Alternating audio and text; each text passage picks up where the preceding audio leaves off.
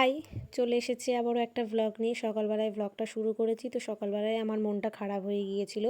গরমের জন্য আমি সকালবেলা পড়াতে বেরিয়েছি, দেখছি যে সাইকেলে পাম্প নেই।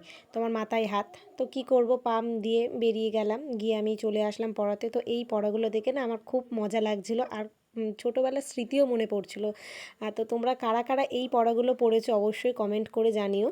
তারপরে আর কি চলে এলো আমার জন্য কোল্ড ড্রিঙ্কস, তো আমি খেয়েও নিলাম। খাওয়ার পরে আমি বাড়িতে চলেও এসেছি, বেলা করে এসেছি, আর খিদে পেয়েছিল বলে আমি অর্ধেক রুটি আর আলুর তরকারি আর দুটো শশা নিয়ে নিয়েছি। তারপরে খাওয়ার পরে শুনলাম যে মা আমার জন্য ডিম সিদ্ধ রেখে দিয়েছে, তো আমি সেটা মিস করে গিয়েছিলাম।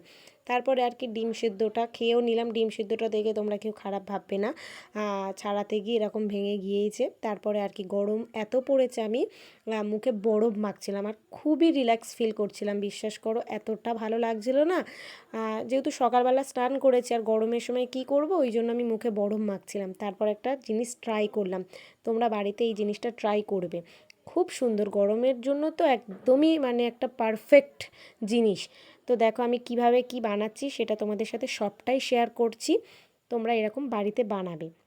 তো জিনিসটা মানে দেখতে না যতটা কালারফুলি হয়েছে, আর খেতে তো মানে কোনো কথা হবেই না। বাড়িতে না বানিয়ে খেলে তোমরা এর টেস্ট বুঝতেই পারবে না। তো এই যে দেখো বানানোর পরের রেজাল্টটা দেখো কতটা সুন্দর হয়েছে।